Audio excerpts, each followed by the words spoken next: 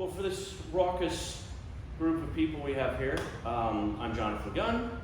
I teach clarinet at the University of Texas at Austin, and we have a smorgasbord of orchestral excerpts today. I think all three students are playing excerpts, so let's get started.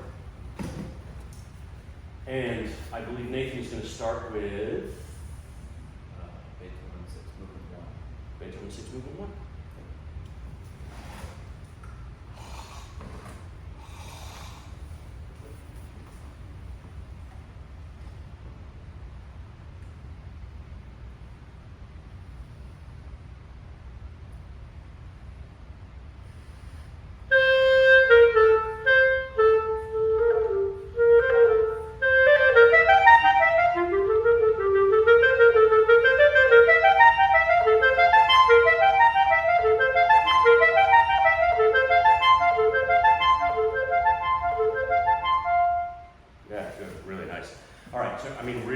Just a couple of little things I think you can tweak.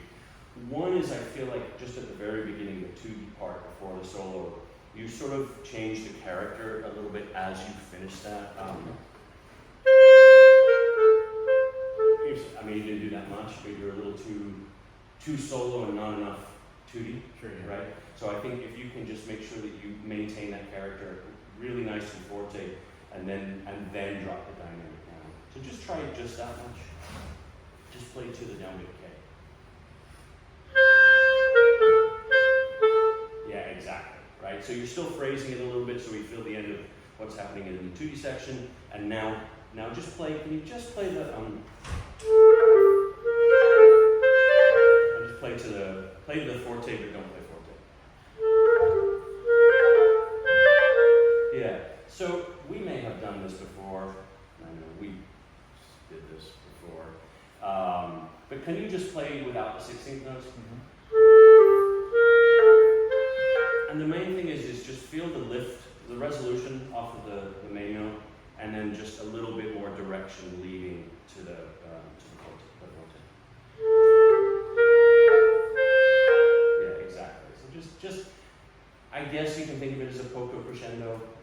I don't really think of it that way. I just want to feel like it's leading a little bit. Now, can you skip that bar and play the next dolce and really match what you just did in dynamic and character? Yeah. So, what you're doing right now, I actually wanted you to stop before the forte, but because you kept going, right now you're leading to the forte.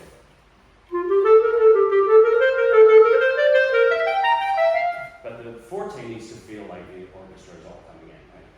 So we need to feel just like you're doing in the beginning.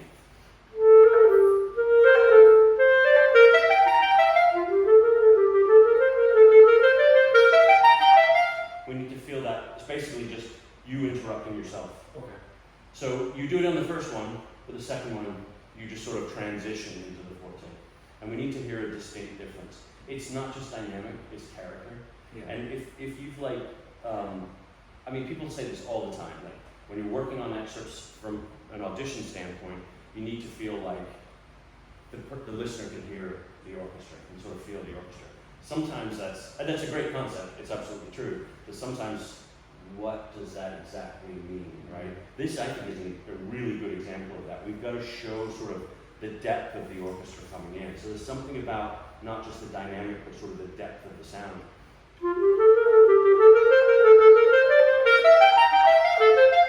So we need to really feel like we can hear that. Okay. Just from the dolce. I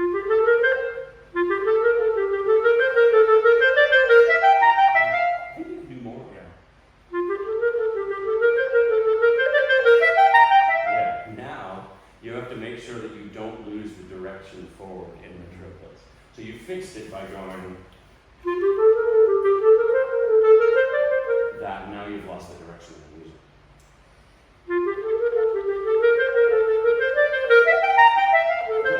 So let's just do what we did with the first little section. Can you go, let's see, let's go.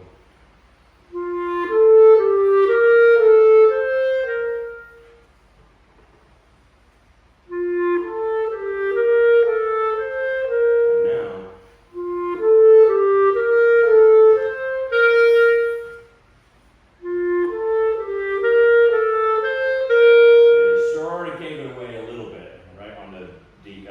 D.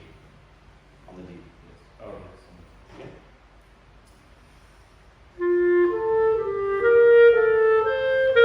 There you go. Yeah. So it's a subtle difference. You've got to make sure that you still have that direction, and leave yourself a little bit of room dynamically and character-wise. The other thing, we don't need to do this right now. I do want to make sure we do some gallant as well. Right now, your clarinet is playing you a little bit on the color of the sound. So you're getting. The clarinet, all of those notes want to do that. Yeah. You want to make sure, so when you're playing it as a triplet, I mean, of course I'm exaggerating, but we get that a little bit. We need the smoothness of it. One more time.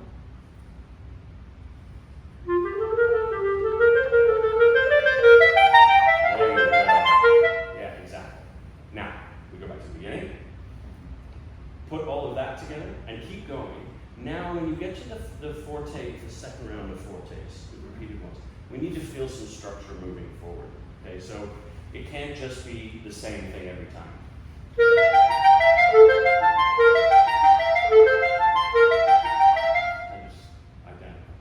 Just a little bit more. You can think of it as maybe forte plus, like forte plus, forte plus plus. I just think of it as like a re-insistence. Just something a little bit more insisting each time.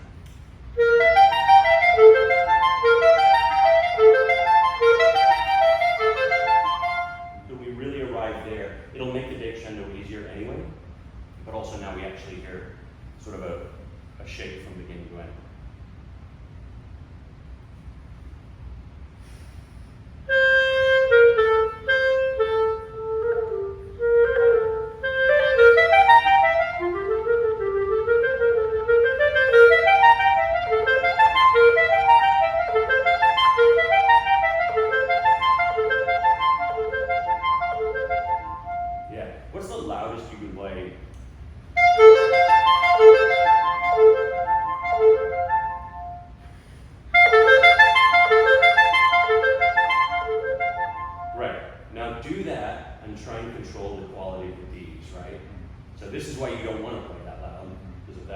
So you're just letting them get a little bit wild. Try and control that without playing softer.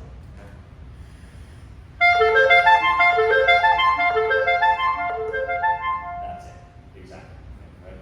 You're spreading a little bit on the Ds, that's your tendency. Most of us like to kind of go the other way because we bite, right? So it's possible that you have... I'm trying my best not to bite and not be blind. And so you've, in this case, you've probably gone too far the other way. You're kind of letting it get a little out of control. Perfectly fine, right? You know, we swing one way, we try to fix it, we swing the other way. That's okay, and then we need to find the middle point. That was much better. So you need a little bit more control here so that you don't lose control of the Ds. The one other thing I would say, putting it all together, is I think you need a little bit more at the bottom on the Bs. And really, you can, this is a case, see, you've got it marked the other way. Yeah. Right. So the problem with that is we get this, and then it's a clarinet, the D's going to pop out, right? So I do exactly the opposite of what you've got marked. So again, we've got our big forte, which is tutti, and now we have solo. We need a little bit more at the bottom, and I actually think slight decrescendo up to the top. The goal is that I don't sound like I'm crescendoing to the top. So I feel like I'm decrescendoing, but that hopefully sounds relatively even. Now, if you do actually get a little bit of decrescendo, I actually think musically it's quite nice. So I think you're better off, as long as you're supporting well so that the D's come out, you're better off to get a little bit more shape up to the top coming away from it. Just try the forte. Yeah, right, exactly.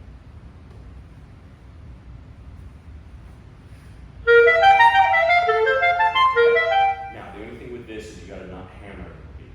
Da da da dee da da dee da. Just go to the beat. There you go. Yeah.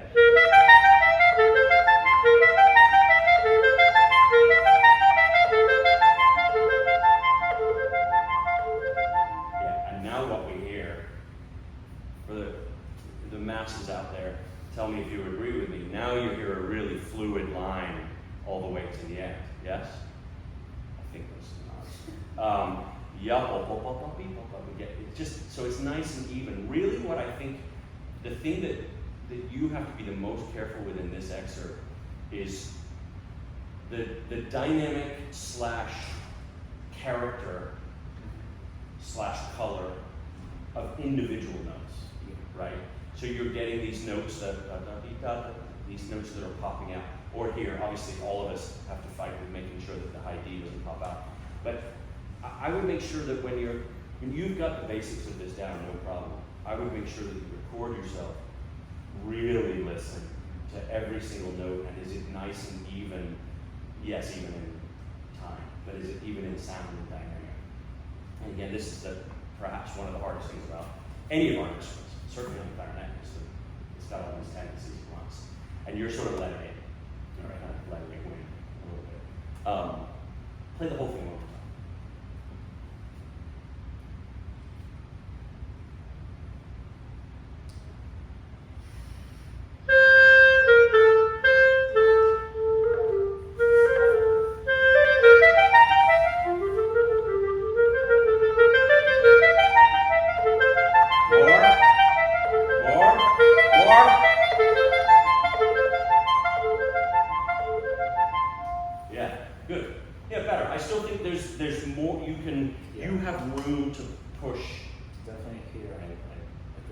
Exactly, yeah. So, I mean, you can practice that. I mean, just practice doing that, even if it's ugly. Just getting that feeling of the immediacy of it. Of course, our other tendency is going to be to give that away slightly too soon, right? That. But again, the musical gesture is.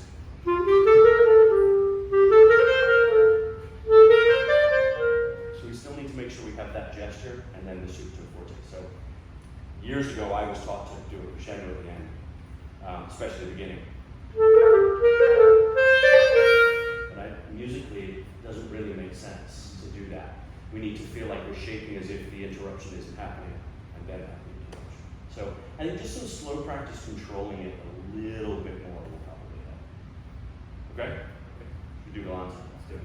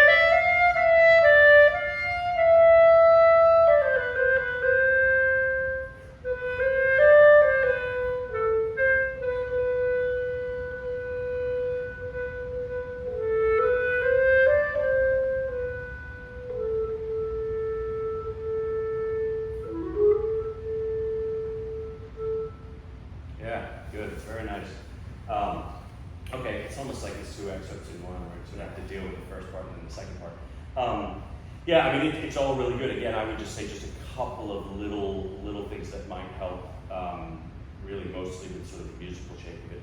One thing that I have to make sure you're careful with, and that's just the opening. I mean, this is always a little bit of a problem. In the orchestra, the conductor will take some time there, undoubtedly. It's with the strings, right? So you have to match what they're doing. But when you're playing it by yourself, you've got to really make sure that you come off the tie in a way that those 30-second notes sound like 30-second notes, even if you take time. So if you come off of the tie too soon, and then you take time,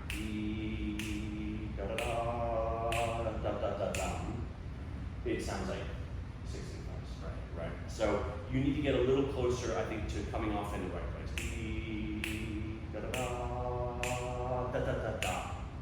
So basically, if you want to take a little time, you got 3 30-second notes to do it in.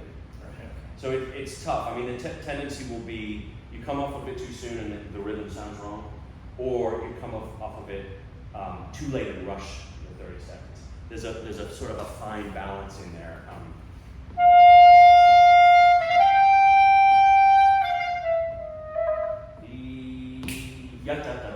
Right? So if you wait long enough, then you can take the time.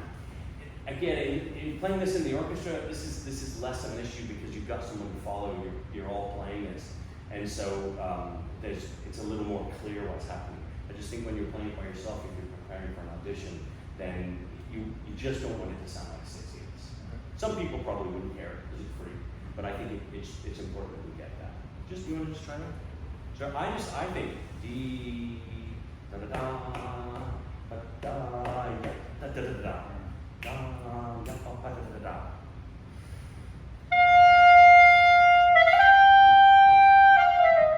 Yeah, and so then you did the one right where you go Okay. So do you want to take time still? Let me play one more time. Okay.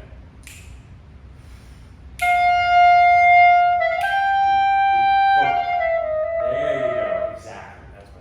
That's what you wanted to do. Well, so why didn't you do that the first time? No, that's perfect. So it's a very, very fine line in both directions. Like either sort of just going straight into the solo and feeling like you haven't given it that sort of expression versus coming off the tie too soon and playing in essence what is the wrong rhythm. Now, on the trills, there's a million ways to interpret how to do this. It's a gesture, right? I like to take quite literally the crescendo that's marked, and I want the trill to go into the gesture in one motion. So not stopping and then short. So I do stop, but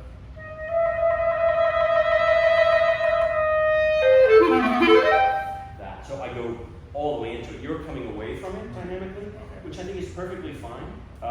Certainly, people play it that way, and I think that's a musically totally acceptable. If you come away from it, I think you want to make sure that you don't lose sort of the musical intensity moving forward. So,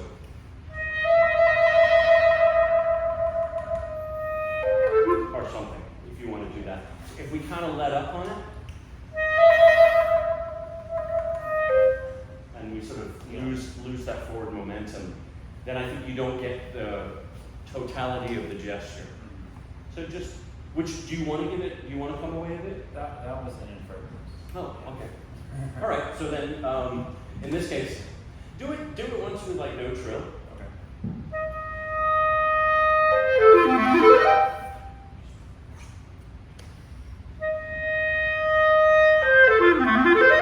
Yeah, and how do you think of the grouping of those notes? 2, 3, 2, 3, 4, 1. Right. Yeah, and I think you can even feel like actually show that a little more, not just think it. I mean, I know it doesn't sound like much, but I'm leaning on it ever so slightly. Yeah, but there you go. It gives you sort of something, a grounding point to grab onto and then give the gesture. And then just make sure you do enough crescendo, otherwise, I mean, what everybody's afraid of is the B flat will pop out. But if you don't do enough crescendo, the B flat will pop out. So, but if you do enough up to it, then it doesn't stick out. If we go this, obviously it pops a lot more. So it should be sort of this like tossed off, like you're throwing a ball up in the air. Just try it now. Add the trill. Just start right on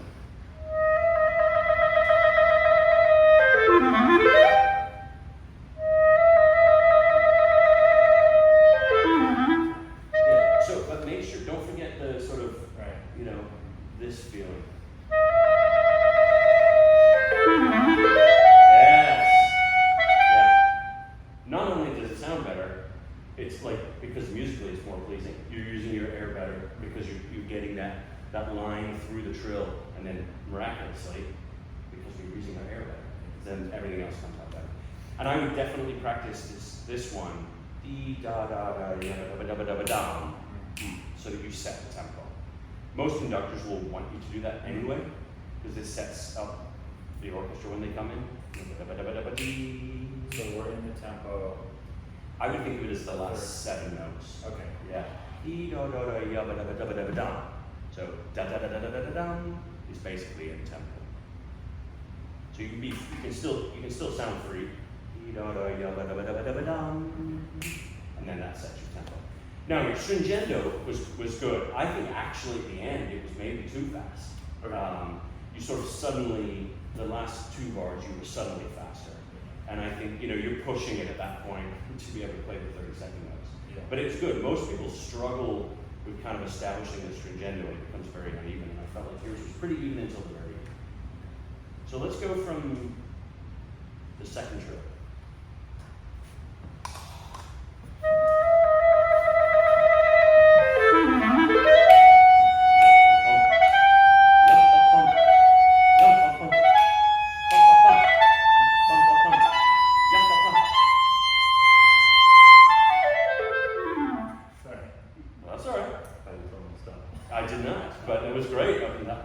Yeah, so again, I'm kind of singing what's going on in my head when I play that.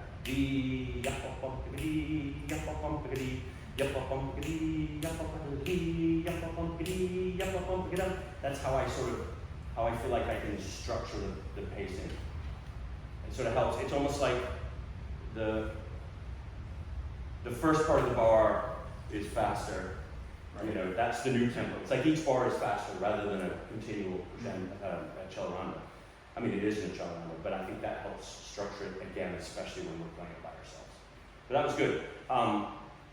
If you can play with that sort of conviction, do you have the air to get all the way? Yeah, I do. You do, great. So try as much as you can to not let the clarinet sort of play you on your way down. I think again, lots of ways of interpreting this, but I think you should feel like it's pretty big all the way to the bottom. And after playing a screaming high, loud E flat, it's hard to make it sound like you're nice and full all the way to the bottom. You want to start on, I don't know, right on the stringendo? Yeah.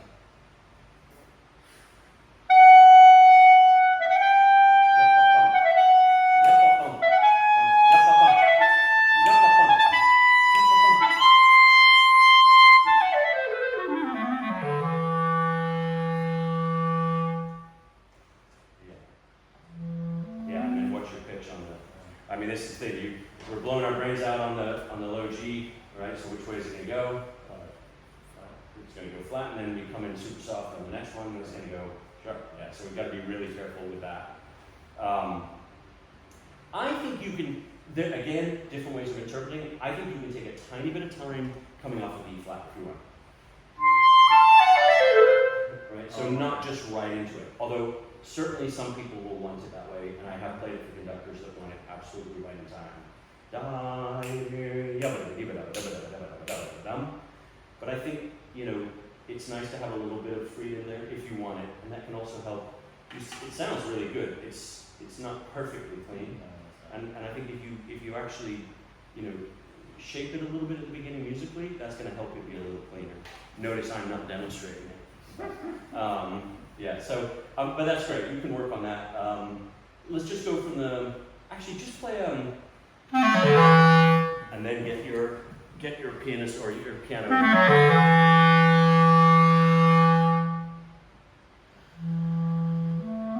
Yeah, so we've got to really think like, whenever I have things like that, where it's a soft entrance, but especially if it's a soft entrance where I'm coming in on the same note, right? I want to be extra aware of like really good low air.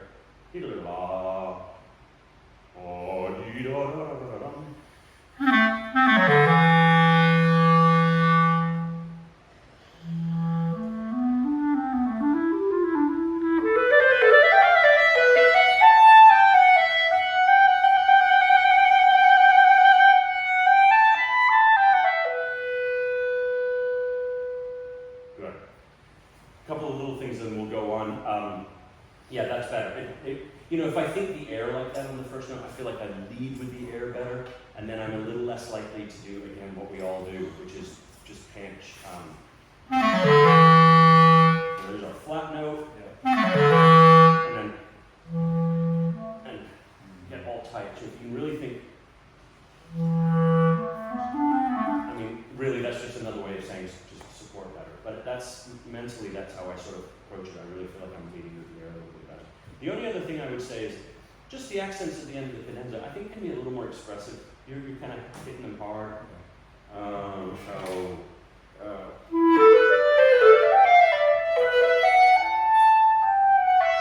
Something like that, and then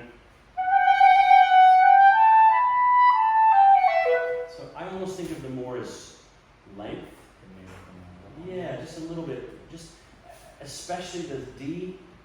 Because again, that's just, you know, it's just not a good note for us. And I think of all of these accents as expressive. So I think a little more sort of weight and length than hammering. Just do from the cadenza.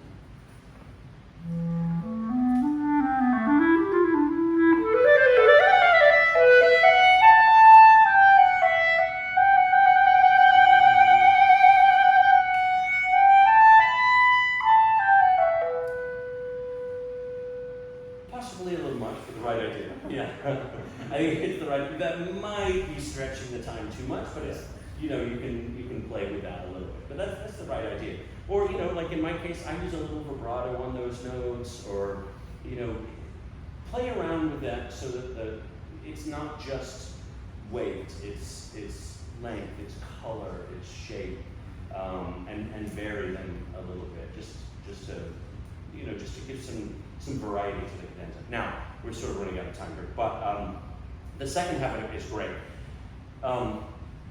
Always make sure, I mean, again, there's lots of ways of interpreting this, but I think you should always make sure that you're leading through the triplets to the accent, right? So,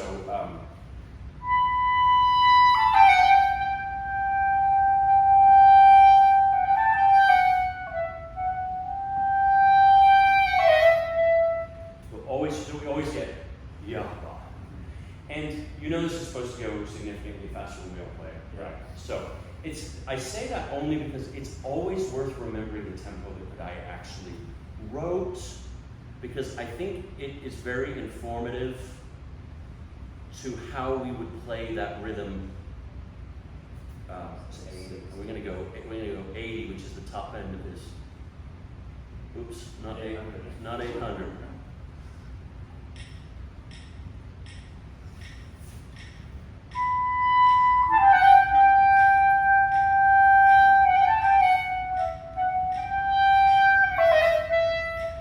You know, again, nobody ever plays it like that. I shouldn't say nobody, but almost nobody. You'd have to take hard to find that. But you notice how it makes you play the triplets. You have to lead through the triplets. When we play it at the tempo that we tend to play it, or too slow, there's a tendency to get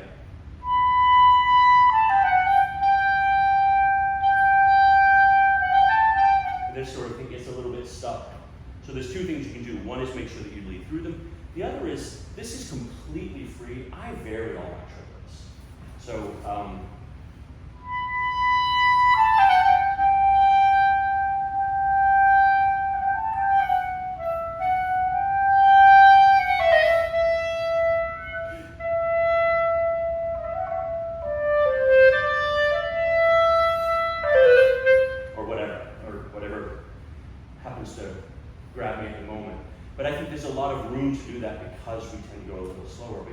no matter what speed I do them, I always arrive on the accent and yeah. So try that and experiment around with it. I'll keep you in time.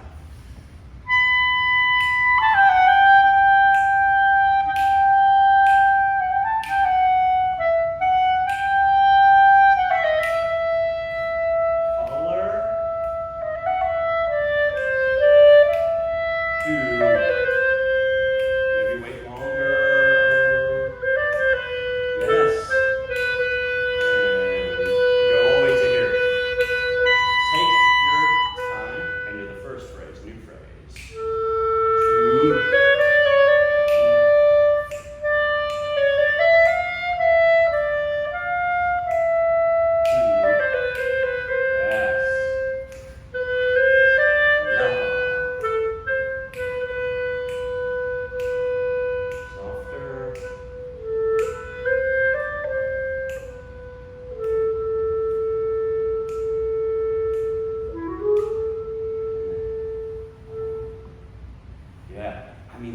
a huge difference just talking about that one thing.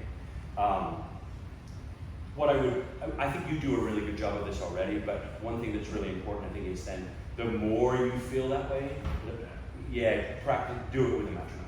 Do it, I mean, it's the best, I find myself saying this all the time. Put a metronome on and then be as free as you can with all of that so that you always find your way back. Because otherwise we will tend to always go dee, da da da da, and then we're late.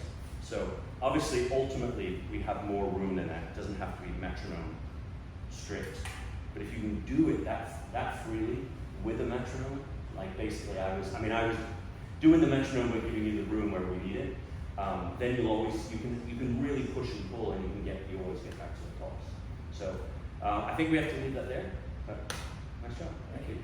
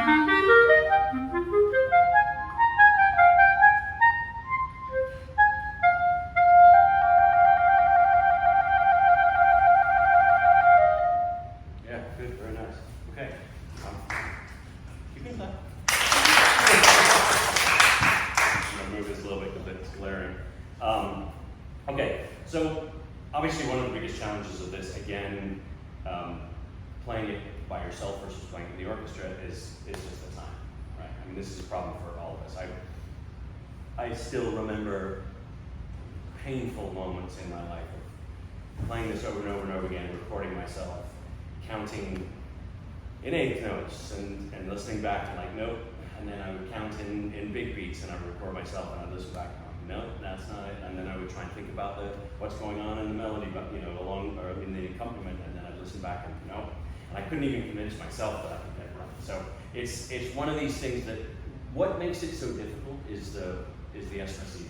I mean, that's the simple thing. If we went do do do do dum, I guarantee you have no problem playing it evenly. Obviously, we don't want to play it like that, and you're not playing it like that. But what I think is happening a little bit is, as you are stretching a little bit on the downbeats and you're getting that espressivo, then your big beat has sort of changed. And then typically, what I'm hearing is that you're coming in then late, generally speaking. I feel like you're about to come in right, and then you don't.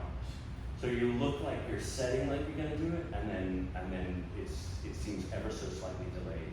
So I think just try, without getting too specific about anything, let's just start on the solo, and just really feel, this time, just feel absolutely, how are you counting? Are you thinking in eighths? So this time, just think about the big pulse. So, and be just as expressive, but really don't let the expression change the pulse inside.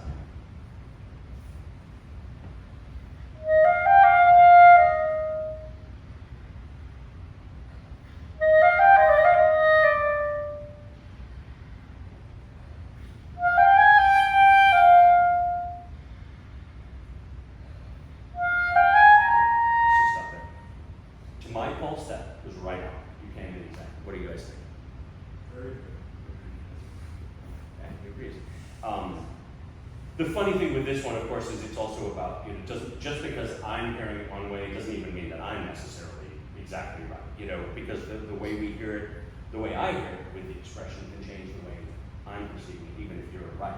So it's very tricky. That's where you have to be very committed to it and really make sure that you can feel convinced with your big pulse. To me, that felt much more solid. Now, let's go a couple of little sort of more specific details. Let's stay right where we are there. I do think you can play your quarter notes a little bit This is something that I think it's a matter of the shape of the notes. So I remember playing this for someone, I won't say who, but many, many, many years ago, and every time I played it, they just said, no, longer, longer. So I was going, and then, no, longer, longer. And I never quite understood how to get it to, at that time, like, that doesn't make any sense, that's way too long. To me now, what I feel like the important part is, we need to feel like there's some resonance to our sound. And that resonance needs to hang over into the next beats. It's no different than, I mean, if a string player was gonna play this, I don't think there are any out there, oh, maybe. You know, it would be da-da-dee-da-dee-dum. Right, we'd get some resonance in the sound. We just don't create resonance quite like that, right? We just don't have that. We're not a box that's vibrating. And so I think you have to think of it as the full note takes up the quarter note takes a full note, and then into the next beat there's some resonance. And you can think of that a lot of different ways. Taper, just feeling like you're supporting into it, but so I'm sort of stopping the note in the right place, but there's a little extra, hopefully.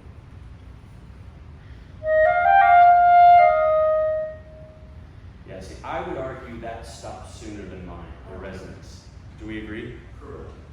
You don't have to, but thank you. So try and feel like you support a little bit further through, and there's a little bit more like tail to the note. A little shape.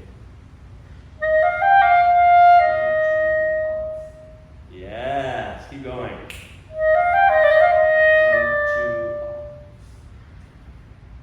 1, 2. Yeah, that's perfect. That is great. So it's not just a simple like, oh, I'm going to play it longer. There's a shape to the note that has some up. I think of it shaped that way. If we shape it this way, da da dee da da da, you get that. So you want that support up. That's great. Takes a little bit more effort, right? You got to actually sort of feel the support. Good, beautiful. Now, dynamically, what are you thinking in these little moments? I'm thinking like 1, 2, 3, 4. Okay. So the one thing with this that I think, and again, that's perfectly acceptable and very musical. I do the first one louder, the second one softer. Yeah. And there's 2 reasons for that. First of all, I hear it as sort of a call and response. So musically, that makes sense to me. There's also like the added benefit that if you go 1, 2, like 1, 2, 3, well now we reach the climax. So we're presumably going to do a little more, right? Right, so we do whatever we're doing there, then we have another bar of that, and then we finally have a crescendo, right? So you got to be a little careful that you can show this sort of phrasing dynamic, but also leave room to do the actual printed sort of dynamic, right? So that's part of the reason I like that. 3, 4.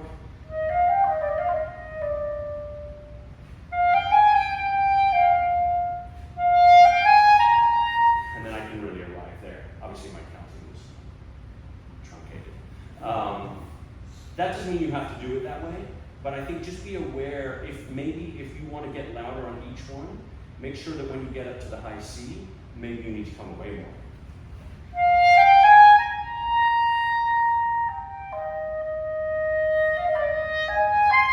Whoops, we didn't want that.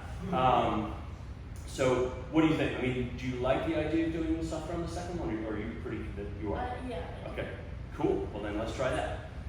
So again, for the moment, we won't play the tutti at the beginning. Just start right at the solo.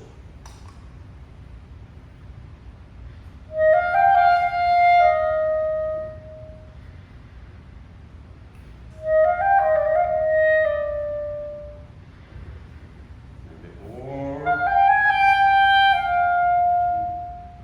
And we go to the top.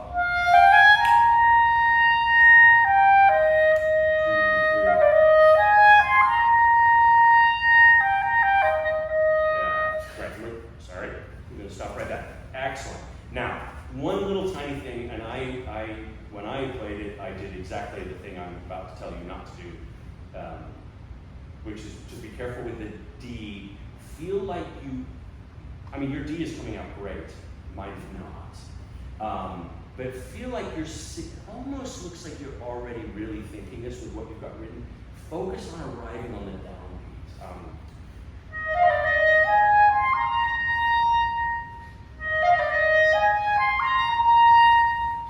It really helps if we sort of sing through the D. If we're afraid of the D,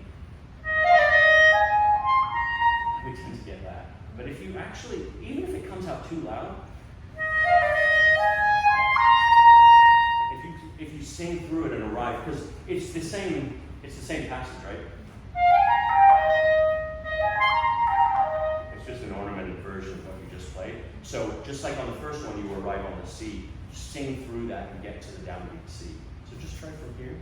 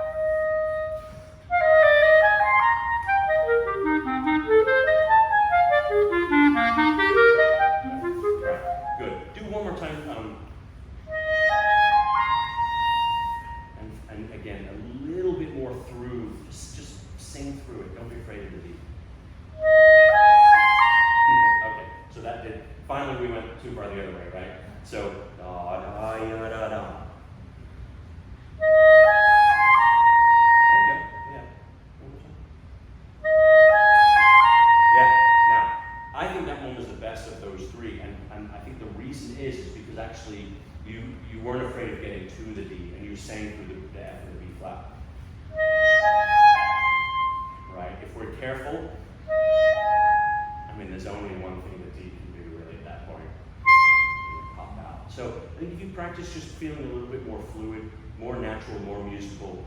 Forget that we're going over that break. You know, isn't it amazing how often that's the note that we have to go to and come back down from in all of our repertoire? But one of the worst notes on the clarinet. Now, the last little thing on this, because I do want to give you a chance to play something else as well. Are you intending to change your articulation on your descending and ascending arpeggios? Yes, but only when I get to here. Okay, so be very careful. Typically, what you're doing is you're going short on the way down and long on the way back down.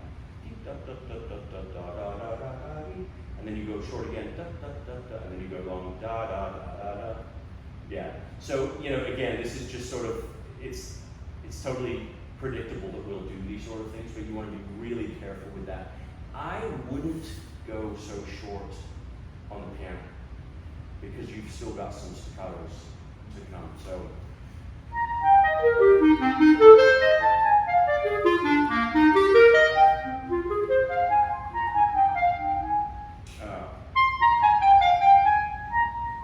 that I can really leave some room for those staccatos, even though those are eighths versus the 16ths. But I think if you want to change the articulation at the subito piano, I think that's fine too, but make sure that you don't, at least unintentionally, in the bar forward. So you just try that with your arpeggios.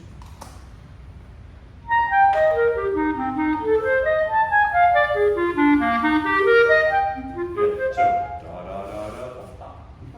Can you do it slowly?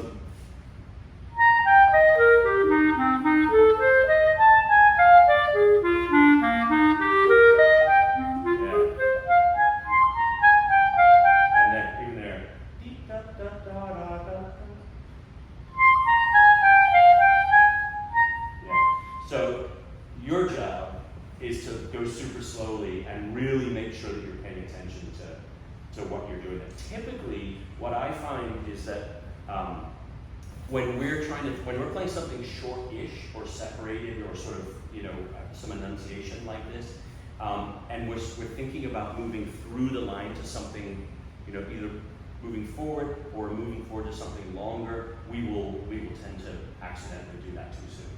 So I think when you're thinking dee da dee da dee da da da da, then naturally you're accidentally lengthening the notes. So do it one more time. And do it that tempo, but try and feel feel the shape also.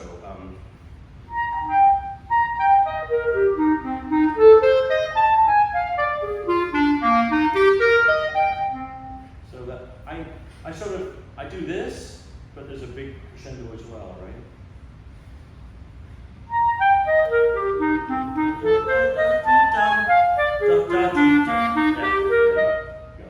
You hear it? Yeah. Yeah.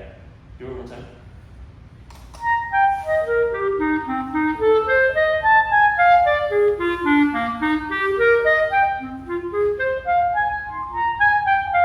And so on. Yeah. That time you overcorrected, you went shorter. On this, on that beat, yeah. Yeah, so it's just you've let yourself be a little bit careless, right? And so that's an easy fix. You just have to go back and be really consistent. Don't let let me back up and say, if you believe, I know you don't in this case, but if you believe that there should be a change in length as the dynamic changes, great. There's nothing wrong with that. Certainly some people do. I don't happen to think that's right in this particular case, and I don't think you do either. But it's not to say that we can never change note lengths just because the dynamic is changing. You just have to go back and make sure that the gesture that you're trying to do is not controlling your note length. Good, okay. The last little thing, what else do you have? You have Mendelssohn and Fire. Yeah, we're not going to get to both of those. So let's just real quick, play this all one more time. And the last thing is feel like when you come in, you are joining a phrase, right? Da da da dee, da da da da dee, da, not da da. So it really feels like 2, 3, 4, and 1, not 1, 2. It's hard to sort of put in words what to do, but I think if you really feel like you were joining it, it would change the shape of that.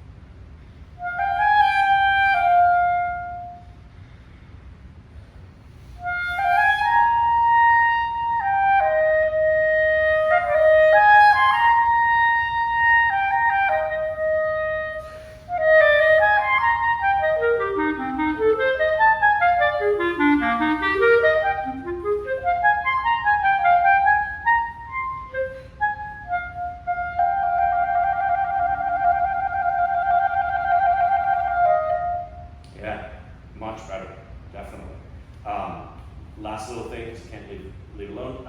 Just make sure that when you play the trill at the end, you know, it's the most common thing to do there is give a little crescendo, decrescendo. It just helps. This is another one of these moments. A, it's more pleasing to listen to, but B, it sort of shows that you understand what's happening, not just right. So just a little bit of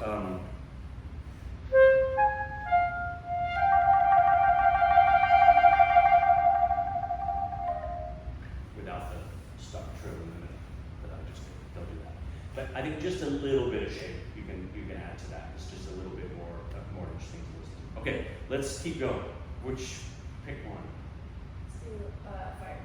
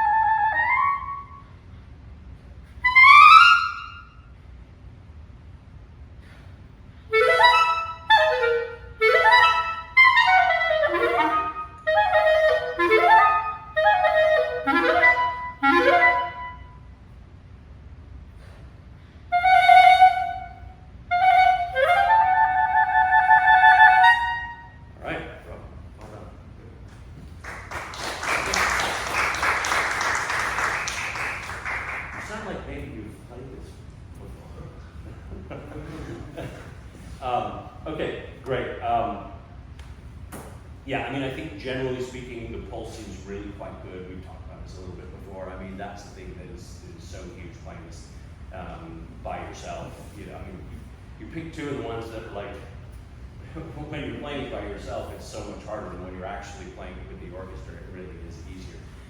There's still a little bit of a tendency on your third, eighth note to rush a little bit on it. It's not all of them, so it's not sort of consistently like that. But I can't remember if perhaps we talked about this before, but have you tried playing the fourth, eighth note? Can you just try that? Yeah? Yeah. And really, can we, are you doing like something fake? I just do it. Can you do something more, less, not good sounding on the fake note? Like something a little more solid, like a solid fingering, like, just anything. It doesn't have to sound like the right note. Yeah?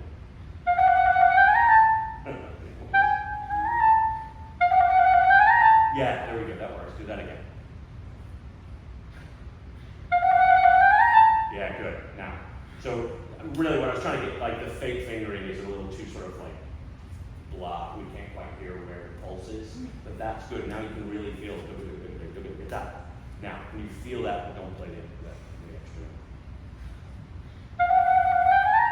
Yeah. Yeah, good. Much better. So just really making sure that you really feel solid. I think it's two things. One, if you practice actually finishing it, it helps lead to it a little bit more. Like we lead to it. Doesn't mean we have to do a big crescendo or anything. And then obviously just from a rhythmic standpoint, that will help. Now, on your trills, be really careful. Like you're trying to play such a fast trill that you start trilling almost too soon. So we get, so don't quite hear the C.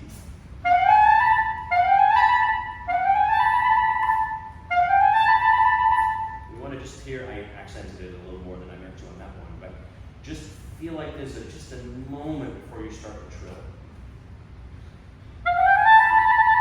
Yeah. There we go, that was it. So the first two were maybe a little bit much. But just so you really establish what the note is and then the trill. It seems like a very obvious thing, but this is something I think we struggle with all the time, especially when we're trying to think about fast trills. We actually move so fast to it that you barely hear the original note. And sort of in this case, you just ever so slightly lose sort of the clarity of the pulse and the rhythm, and obviously that's like absolutely critical with this. Now, a few places where you're doing the sforzandos, they're great, but you're losing control of the sound a little bit, right? So can we try here?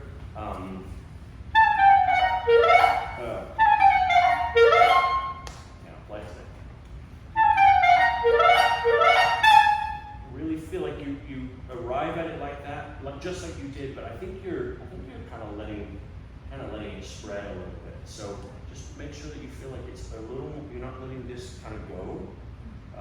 What's your tongue position, and sort of feel like the sforzando comes from just as much from the air as I feel like you're maybe doing it a little bit too much with your tongue.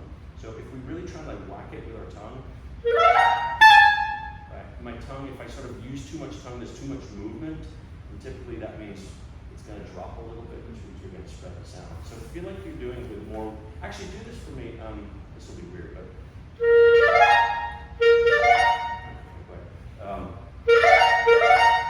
And just do it. That was no tongue, just with air. Yeah. Yeah. Okay. One more time. Yeah. Now you're cutting it off with your tongue, right? Maybe. I think, yeah. So try. So no tongue involved at all. Don't worry about what it sounds like. There you go. Yeah. Now put your tongue back in and make sure that you feel like you're using that much air and the tongue is just shaping the note, not creating the sforzando.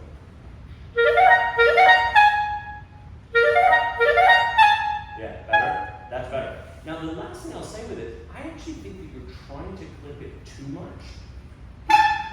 Right? And so that's sort of contributing a little bit. It's sforzando, it's got a marcato mark, but again, we can still have resonance to a really short note.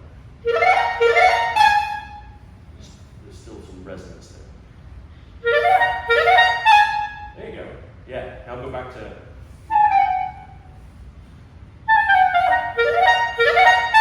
Yes. Same.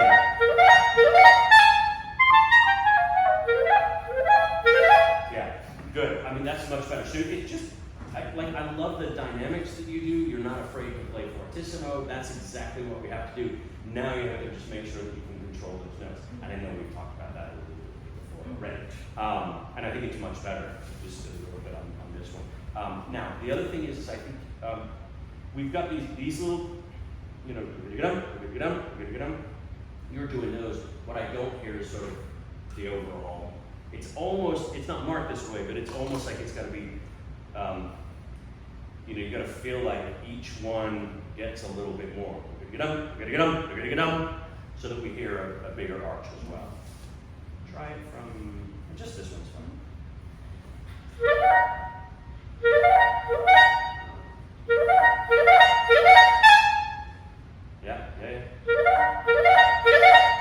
Yeah. One little thing here is I think you're being a little too careful on the F. So you're like kind of like backing off. So you want to get the lift that you're getting, but you're almost backing off of the air. So I think you're kind of getting now.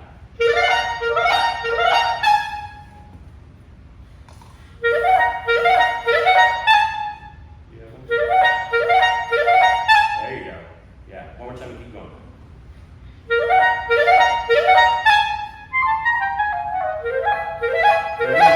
Bump, bump.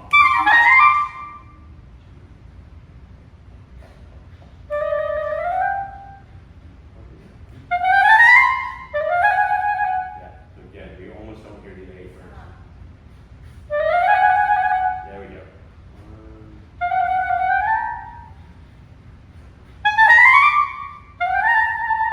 Same. Yeah. So, I mean, the way to practice that is absolutely go too far the other way, you know.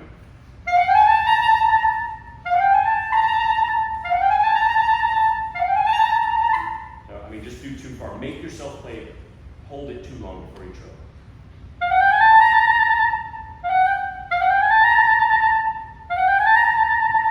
Yeah. It's just your finger moving too fast too soon. That's all. Good. Yeah, this is all much better. Probably out of time. Sorry, we're giving you the speed version of Firebird. There's one other thing here.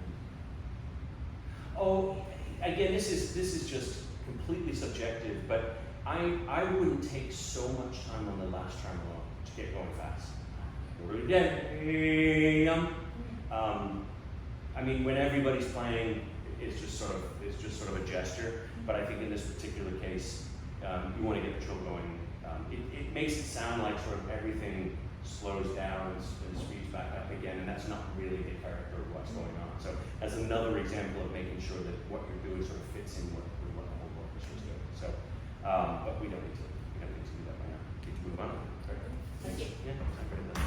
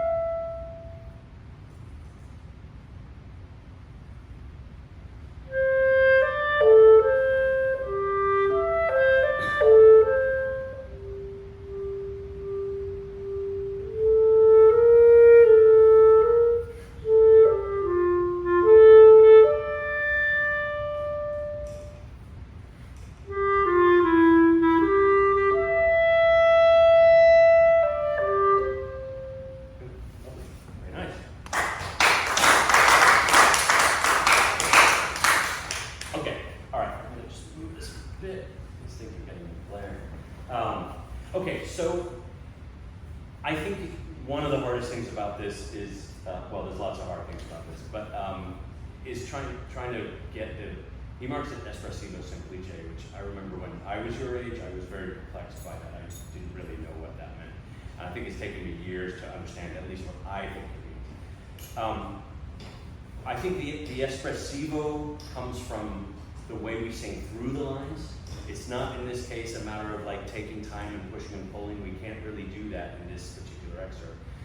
The semplice is just sort of the, well, I was about to say is the simpleness of it, which of course it is because that's what it means. But I think you want to be careful that you are not overdoing, for example, dee da da dee da da da, right? So I think that's, in this case, that's actually overdoing the musical line. We need to have that in there, but not so overt.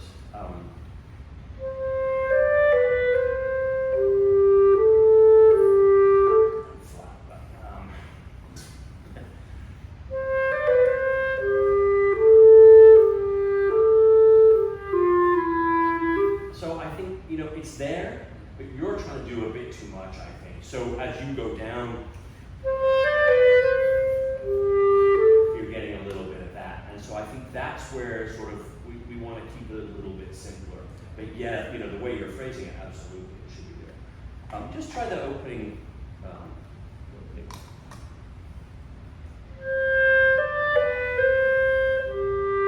So you're breaking that ever so slightly.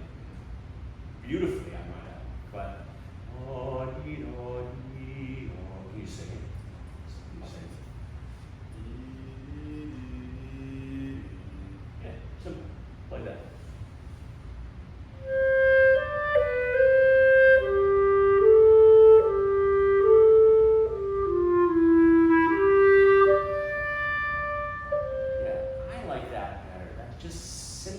Absolutely is expressive. You do it also da dee da dee da dee da dee yada yada. So I think just be really careful. Like this is really subtle. But if we go da dee da dee da dee da da da da, or da dee da da, and support through it again. Sing the second. This one right here. Yeah, right. So sing from the beginning. Sorry to make you sing in front of people.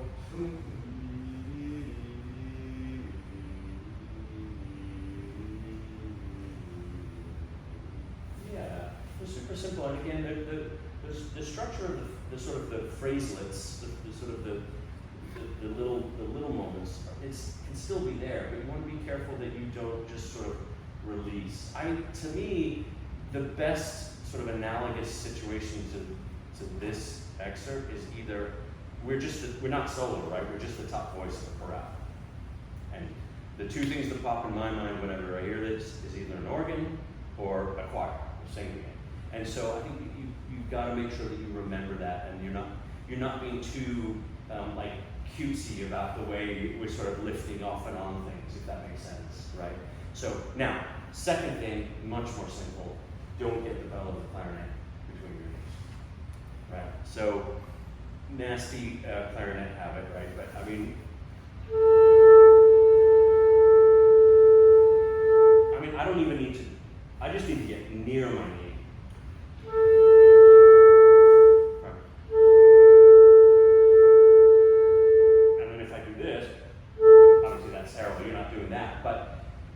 We should always be aware, I should say, don't ever put the clarinet bell between your knees, don't rest it on your knee. I would be a total hypocrite because I do that all the time. But I know when to not do it. And if there's ever an excerpt on the planet to not do it, it's this one. Everybody that listens to us knows that clarinets have problems going between A and B, right? So the sound is different, the pitch is tricky. So just be really aware of that and get away from your knees. So just play the opening couple of phrases with that in mind.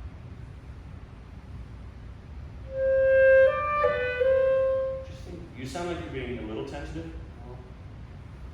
Yes.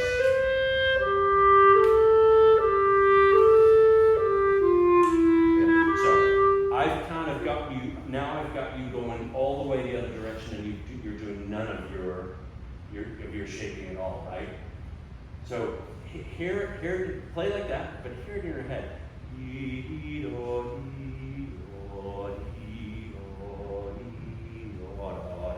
So you can still phrase that. We're just not lifting in between.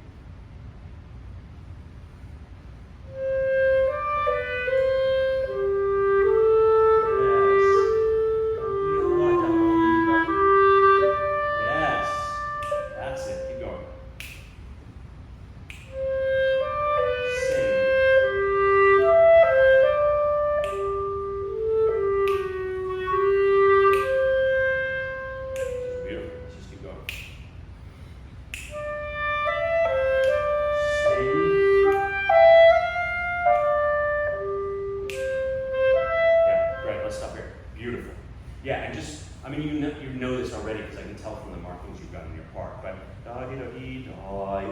Again, just like we would sing it. You know, sometimes we're so afraid it's going to pop out. It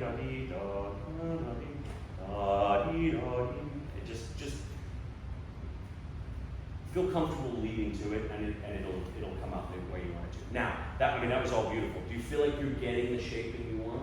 Yeah, I think you are too. Now, here, one little tiny thing here is so. This gesture is so important, and Brahms uses it so much, these dotted rhythms, in really lyrical moments. If you start paying attention to all the symphonies and sonatas and everything. Here you've got to be careful when you're going dee da da dee. It's sort of easy for you to be really expressive as you go up. Here I feel like it gets a little bit stuck. I'm not playing it like that, but if here you're playing, right, you're leading through it a little bit more. I think it should be exactly the same. There's just no slurs there. So dee da da. I know there's millions of opinions of how we should play these dotted rhythms. I'm not even going to get into that. So if you want to go ba bum ba or ba da dee or somewhere in between, I think the way you're playing, I like it. I happen to agree with that. But this is more about the way you sing through the first note. Ba bum.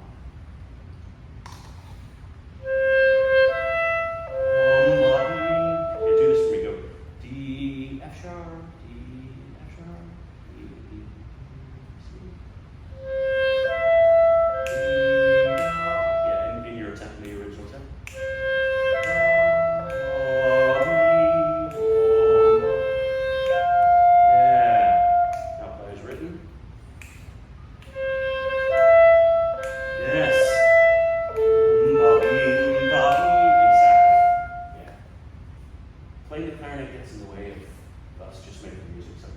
So you just simplify it, it makes a big difference.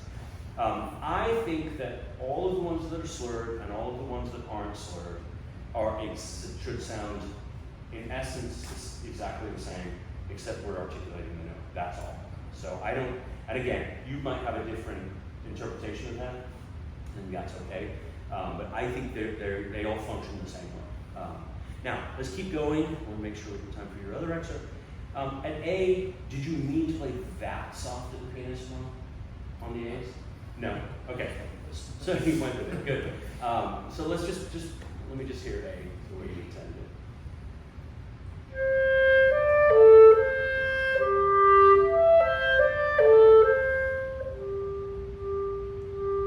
Yeah. So again, if we sang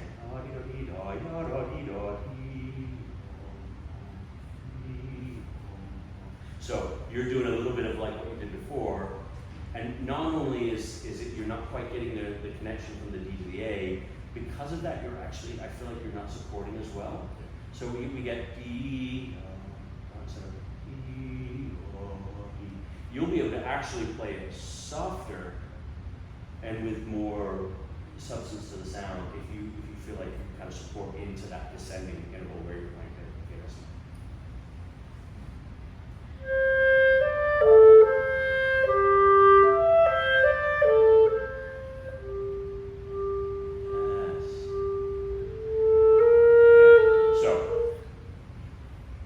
clarinet player 101, right? We're going dum dum, and then we got to play a B, and it's guaranteed it's not going to come out. So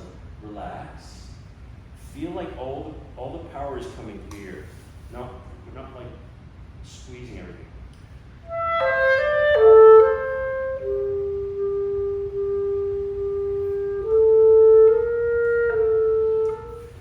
Trust this.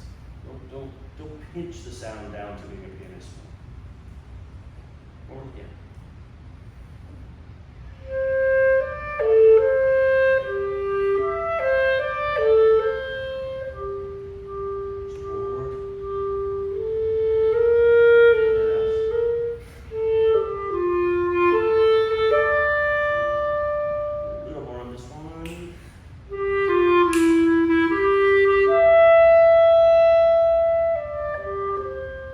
Two tiny little things and we'll move on.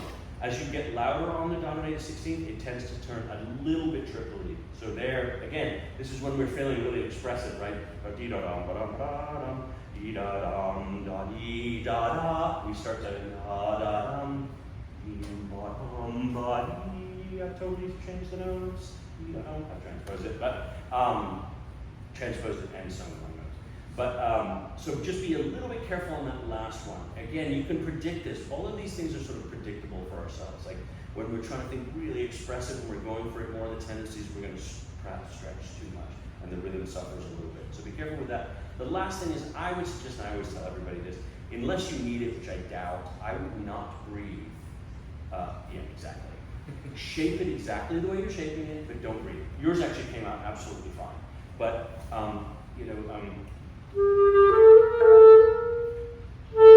the tendency is like something like that will happen. The wheels sort of pop.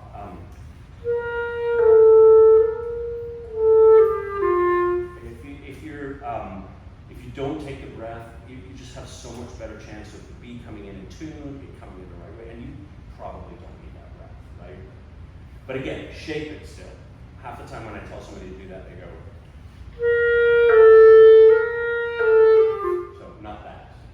But make sure you still shape it that way. But I would suggest not taking the breath. It's a law of averages. Just better chances that it's going to come out without the breath. So okay, let's go on to did you say Shostakovich?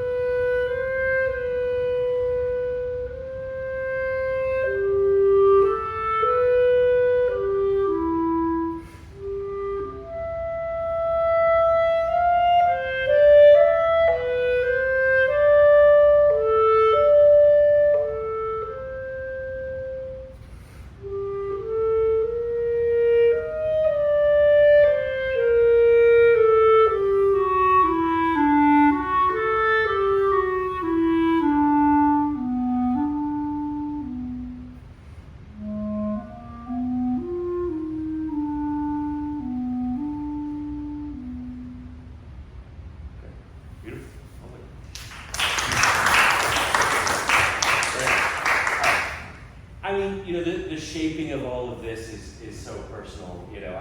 I'll make a couple of suggestions as far as how I would sort of push and pull that might be a little bit different from what you're doing. I think this is something you got to own. How you certainly there's some things we maybe don't want to do, but I think anything I say sort of as far as like the shaping and the sort of phrasing of it, take it with a grain of salt. It's just the way I would play it. Just because I always say to my students all the time. Of course I think my way is the best way, but it's the best way for me. But of course, because if I didn't think that, would be a problem, right? If I didn't buy 100% into the way I play something, but that doesn't mean it's right for anybody else. So take that with a little bit of grain of salt. But just as far as let's just talk purely, just kind of how you're pushing and pulling. I would move a little bit more first. This is going to be out of tune.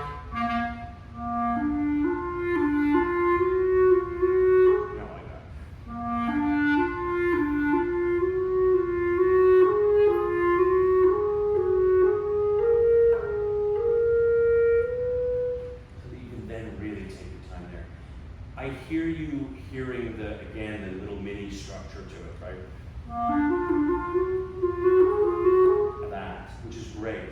I think use that to move it forward a bit more. I know you've got don't rush written in there, but I think this is something that can sort of, again, my feeling of how to shape it. I kind of always, as a totally general rule, something like this, when there's these absolutely spectacular magical moments where we have this sort of amazing color change moments like that.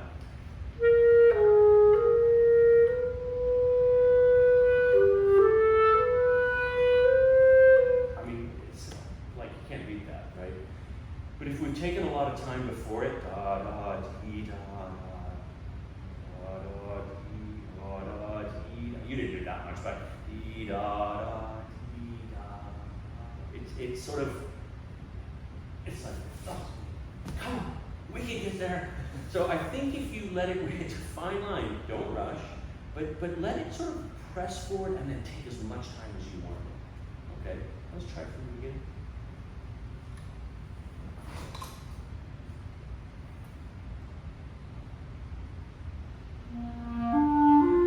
You can probably play out a little more here.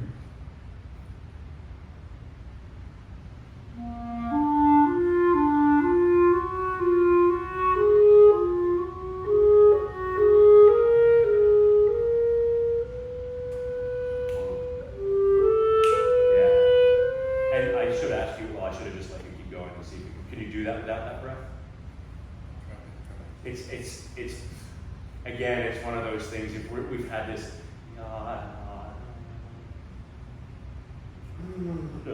you know, it sort of kills it. We should always be able to take a breath anywhere and it not interrupt the line, but there's still, I don't know, there's still that 1% difference between that and not breathing. So try one more time. I still think you can play out a little more in the first note.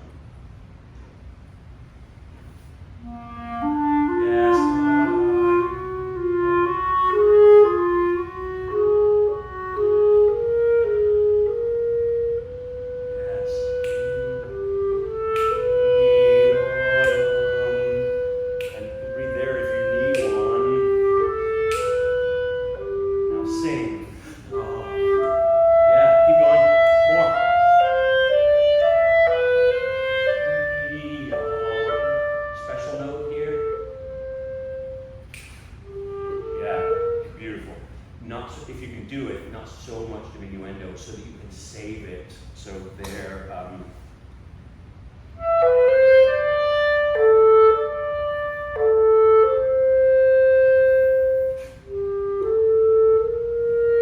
I mean, these. So you want to find those notes that are the color notes, right? The really special moments, and just don't. I know it says diminuendo. You've got a diminuendo written in, but you're taking a breath. Taking a breath after the E flat. You're descending down to a B flat. Just when, if we're not careful, we will naturally, you know, I mean, that's what the clarinet wants to sound like. So sometimes you have to say, okay, I need to not diminuendo, or I need to actually crescendo there to make sure that I don't sound like the bottom of the drop down. I mean, this is, so the breath is going to contribute to that. An E flat, I mean, again, here we are back at things like D's and E flats on the clarinet. They're bright, they tend to be sharp, they stick out. A B flat is going to tend to be like, you know, could be a little stuffy and maybe, you know, maybe flat, whatever. But they don't want to, these are not notes that like to match each other. So all that to say, don't diminuendo so much. But that was beautiful. Let's go from, and again, don't be afraid of any of these intervals. I mean, like you were singing it, it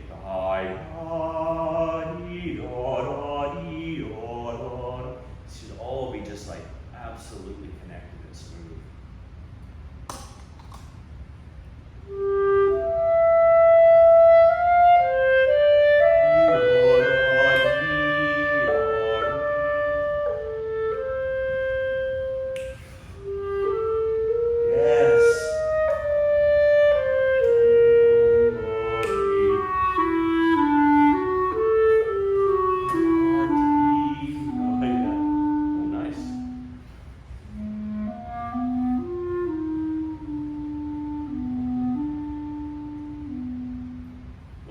breath in there? That was a pretty fast one. Yeah, you won't need it. Once you're a bit more used to, I think, the pacing of this. We kind of get used to the pacing and the dynamics that we're doing, and then suddenly you change that a little bit, and maybe you feel like you don't get as good of a breath and whatever. I'm sure you won't need that breath. But yeah, again, obviously you've thought about this, but go to that note. Dee da dee da da da dee da da da dee da dee. And I think this, and again, another thing that Shostakovich likes to do is, it's in the Ninth Symphony as well. So we want this feeling of like there's a 3, but there's a 1 as well, right? So dee da da. So we don't want dee da dee da. Really, it's a really fine line between forcing it into no lilt, and then having like nothing to do with there. Dee da da. That's where we're getting 9 sometimes, but that's really beautiful. There were a couple of pitch things the first time. I felt like the pitch things improved, and I think it's because, I would argue this every time, that I think you're being a little bit more careful about the way you're singing through the line, therefore using your air better, therefore the pitch is better. I mean, I feel like this is my daily life, is that like sequence of things. We use our air better, and oh my God, it fixes, or at least improves, so many things. So if we can think about musical line first, that will help us use our air better, and then that fixes everything else. And this is beautiful. So yeah, I think just allow yourself to move forward. I always say, like, younger artists have a tendency to be really good at slowing down, but not so good at speeding up. So we sort of have, when we want to push and pull, the push part tends to be a little bit awkward. I think if you can practice feeling that moving forward and then back, that will work out. Okay, I think maybe we'll stop there.